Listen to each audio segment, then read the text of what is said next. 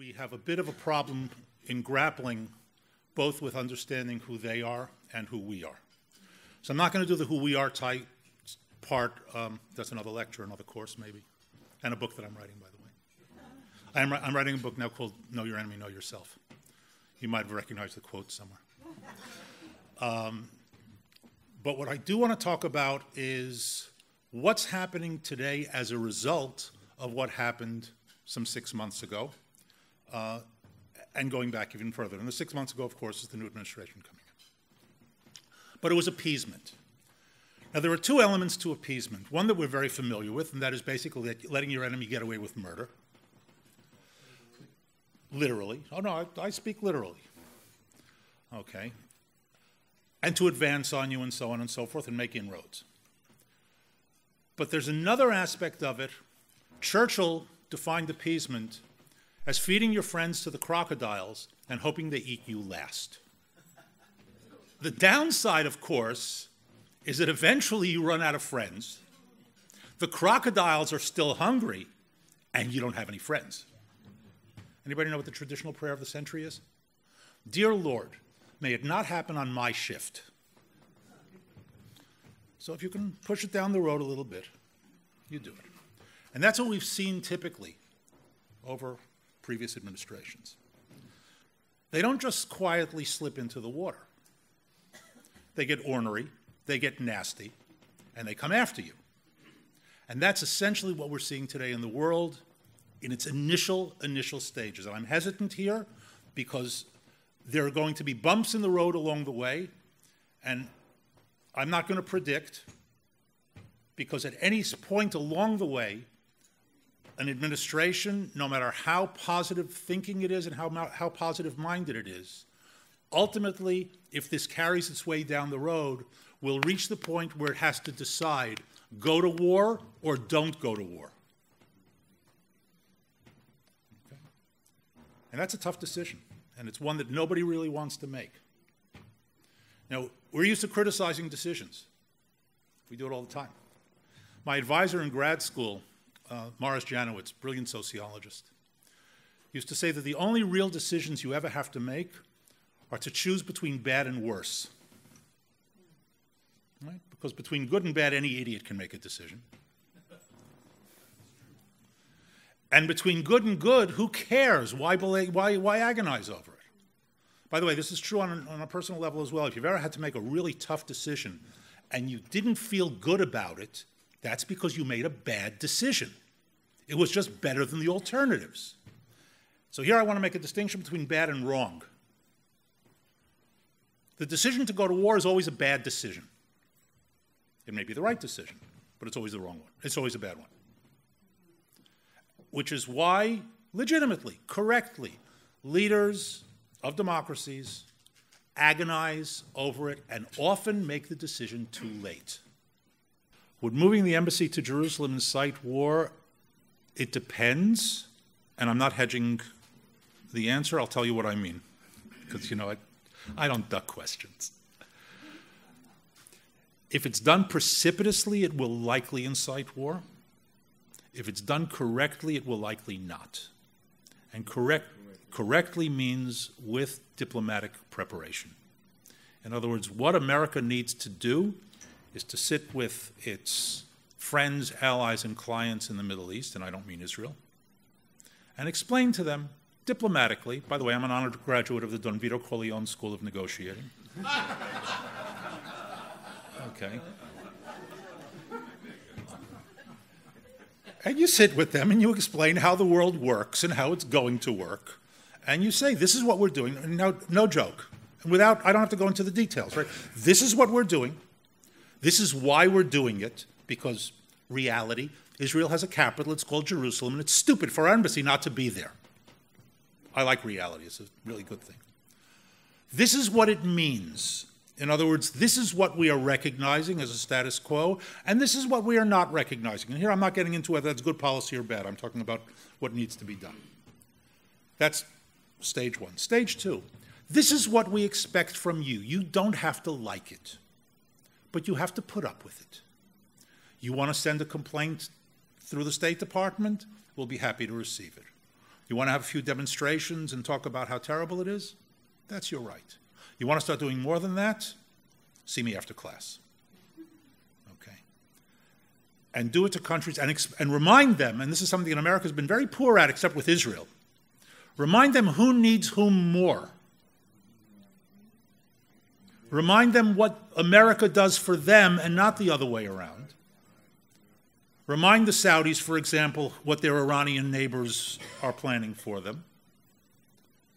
And say, look, we're friends, we're allies, we're in this together, and these are the limits of your response.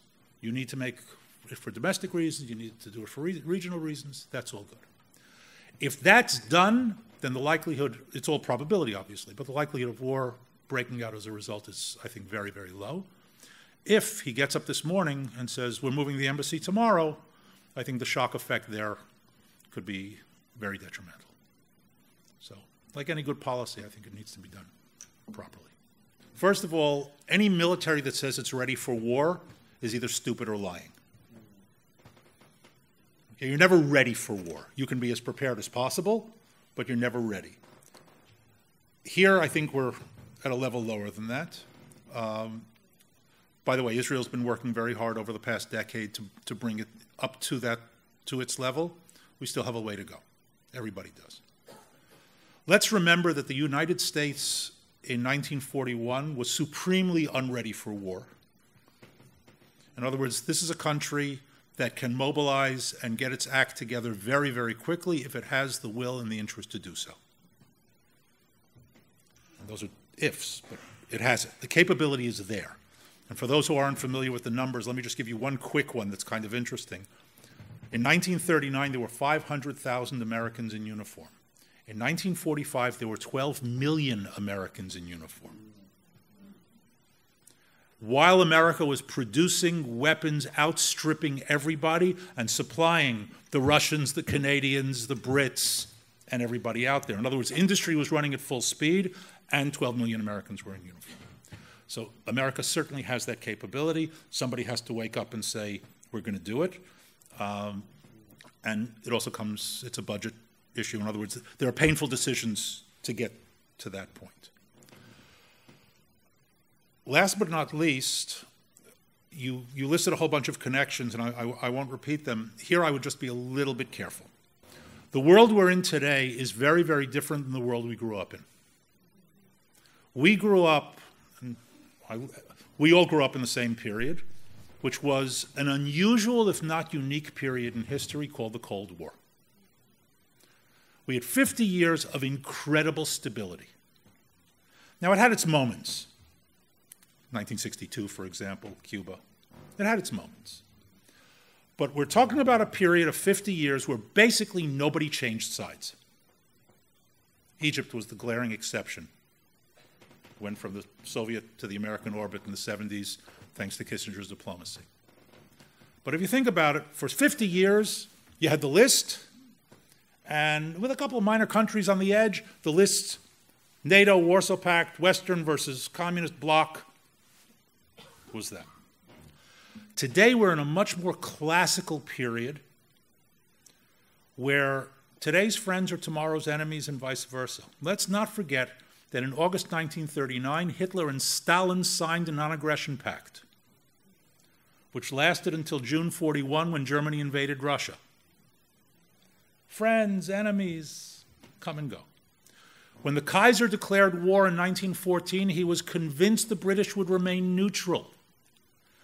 How on earth could the British come to the support of the French when the Germans and the British defeated the French 100 years earlier against Napoleon? Okay, so I'm not impressed by those connections as such, but there will be connections, okay? But they're much more superficial today than they ever were. I mean, Russia and Turkey have an arrangement. Russia and Turkey are natural classical enemies. All right. One final thing that I do want to say on the subject, though, the Korean-Chinese connection is an interesting one. The Chinese don't particularly love the North Koreans. But if North Korea goes under, China is the big loser because it'll have a Western country on its border. And for those who are familiar with the history of the Korean War and the American March North, that really scares them. So there are also a whole bunch of secondary issues here that aren't, up on the top tier that also have to be considered. The bottom line, though, yes, I think we're looking at a major global situation. Whether it erupts in multi-front and that sort of thing remains to be seen. America certainly has to be prepared for it, and it's not near it. Chinese expansion and building up these islands in the South China Sea? The Chinese expansion, China's a whole subject in and of itself. As of now, China has remained in its traditional position as an Asian power, not a global one. Now, economically, it's global, and it's always been. But in terms of political power and military power, it's primarily Asian. It looks upon American meddling in the South China Sea, in its terms, as if it were meddling in the Caribbean. Okay, so that's their perspective on it. I'm not saying I accept it, but we have to understand what they're thinking if we're going to poke them the right way. But in the meantime, they haven't pushed much beyond that. You're in shock. I love it. Going once, going twice. Yes? How do you read the incursion of the border between Israel and Syria that's taken place maybe in the last couple of weeks? Is it just nothing? Does it mean something? Okay. You're talking about the shells coming across? Okay. Yes. Because they're not incursions. They're not crossing. Okay. Let's be clear. What we're seeing along the border, two related things. First, a quick description of who's on the other side in order to understand it better. We've got a 60-some-odd-mile border with Syria. Across that border, some 60 terrorist organizations. It's the most densely packed terrorist organization zone in the world. And it's our backyard. Now, they include names that you all know and love, like Hezbollah, Al-Qaeda, an organization that calls itself Fatah Hasham, used to call themselves Jabhat al-Nusra. They're an Al-Qaeda clone. One of the reasons they broke with Al-Qaeda is because they thought Al-Qaeda was too moderate. Another organization called Shuhada al-Yarmouk, you know them as ISIS. So those are the biggies. And then we've got a whole bunch, maybe 50 or so smaller organizations, ranging in size between 2,000 and 5,000 each, scattered around the south-central area across our border, for those who are familiar, south of Quneitra. And they're actually more of a problem than the big organizations. Because the big organizations have a hierarchy, and they've got a strategy, and they've got a command system, and frankly, their leaders want to stick around. Right? I mean, please note, you don't rise up through the ranks to leadership in a suicide organization. Right? So they can be threatened. Again, see note Don Vito Corleone. They can be threatened. ISIS opened fire on one of our patrols a year or so ago. They didn't kill anybody. We returned the favor. We did kill them, and the Air Force went in just to make sure the job was done, and we haven't heard from them since. ISIS stated 2 years ago they fear one country in the world, Israel, because we take them seriously. Show them a little respect. Don't call them the JV. Yeah. If they mess with you, kill them and let them know that you take them seriously. It sounds crazy, but that's how it works. The smaller organizations, on the other hand, are much more volatile. They're much harder to keep track of and control, and they're the ones who make more mischief along the border. So that's sort of background. Now, in recent weeks, and again, in part because of the change in administration policy, three links removed, but everything has an effect. We're seeing increased activity along the border from both sides. In other words, from the government side, which is trying to retake territory, and from the opposition/terrorist side. Not that the government isn't terrorist, I'm just trying to keep the team straight, trying to either retain territory or grab from each other. In other words, there's a volatility that wasn't there before on a day-to-day basis. We'd see it in pulses, and now we're seeing it pretty much in perpetuity. The overflow into Israel is a combination of sloppiness and intent. Okay? The sloppiness is because when the Syrian army, initially when the Syrian army started shelling terrorists along the border, every now and then a shell would fly long and land in Israel. So we asked them nicely once, we told them not so nicely twice, the third time we took out the battery that fired the shell. And they learned. Their gunnery got much better. With these organizations, there's nobody really to respond to. And here again, we're talking about the Middle East and particularly the smaller organizations. One of the ways, unfortunately, we've learned this with the Palestinian organizations as well, one of the ways that you gain market share among your population is to kill a few Jews. It's always good for a little bit better position, which is, by the way, why the Palestinian Authority pays terrorists. It's not just because they like them, it's also because they like them, but because this way they can show they're part of it without being part of it. Yani. Okay? So that's what we're seeing again, is a little more chaos, a little more pushing, a little more jockeying, and the fact that it's in our backyard means that it overflows to us partly by intent. They're not actually aiming and shooting. They're shooting with a little more wildness so that it's falling on our side. Okay, so first of all, let me clarify a point. I wouldn't call it Islam. I would call it Islamists. And here I'm a stickler. There is no war on terrorism. There's a war on terrorists. Right? Terrorism is a method. You don't fight methods. No, let me, okay? And let me even be clearer than that. I wouldn't readily blanket say it's Islam because there's an accuracy problem there that's a whole issue in and of itself. But we are talking about a political movement, clearly, and let's not be sticklers over that they're certainly going on. You cannot fight an ideology. You can't fight an ideology. People, mostly the generation before us, thought that Nazism was defeated in May 1945. It wasn't. The Nazis were defeated. Nazi Germany was defeated. But Nazism is still alive and well. And wearing all sorts of different cloaks, including radical Islamic. Okay? I'm preparing a presentation for tomorrow. I'm going to be speaking to Ohio State's Department of Homeland Security. And if I'd known this question were coming up, I'd show you. But you can Google this. It's really simple. Google Hamas salute, Google Hezbollah salute, and go into images. And you know what you're going to see? Okay? The precise angle, it's not a coincidence.